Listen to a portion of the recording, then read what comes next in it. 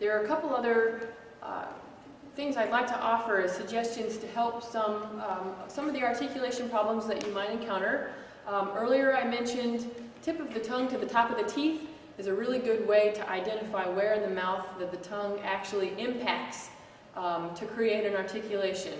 Sometimes students, when they say the letters T or a vowel that begins with T, the tongue is actually hitting quite far away from the teeth and too far back in the mouth to create a really good front end of a note or a really good articulation. For those students, I would suggest having the tongue actually go straight to the front of the mouth, almost behind the upper lip. I'm going to demonstrate an articulation that's very unclear, mushy, kind of unfocused at the beginning if I have tip of the tongue to the top of the teeth in my head, or if I have my tongue hitting where the T syllable is in the mouth, and you can hear the difference. So this is the T syllable if the tongue is too far back. This will be just a G in the middle of the staff, concert C.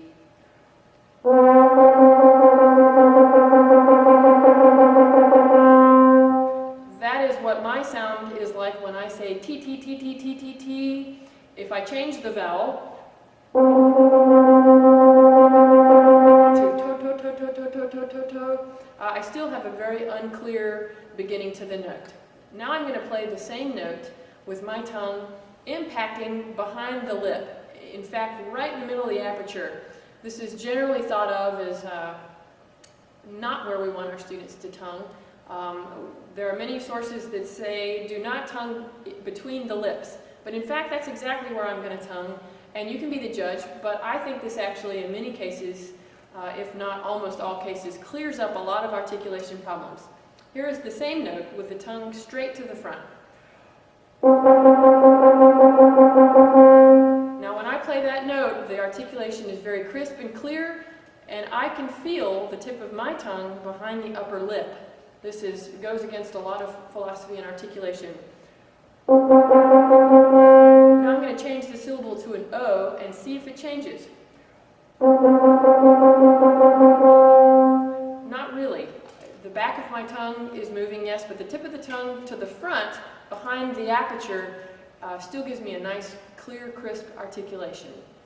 The other idea that I might suggest, another way to think about when students are working from high register to the low register, and we can also apply articulation to this, there's a common belief that when we play into the low range, we relax everything. I've heard students say, yes, well, my teacher said I'm going to play a high note, and then when I go low, I'm just going to relax everything. Oh, relax, so that you can loosen up to get a low note. I think that there are many parts of what we do that relax, but I don't think everything relaxes. I think the tongue can relax and drop to give us that bigger syllable, bigger vowel all inside of the mouth. I think that the jaw can relax so that it's actually lower. Maybe relax isn't the right word because it shouldn't be tense to begin with, but it can drop, or we're thinking lower. But the one thing that should not relax, in fact, are the corners.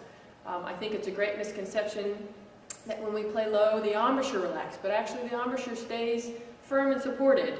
The embouchure being everything about the face that creates the muscle position to, in essence, support the aperture to create the buzz. So basically, the embouchure is everything here that gives us a sound on the horn once we use good air. So I'm going to play from a third space C on the treble staff, which is concert F. I'm going to play down 2 octaves. I'm going to relax my aperture so that I have a slower buzz, but I'm not going to relax the embouchure and all the muscles surrounding the aperture.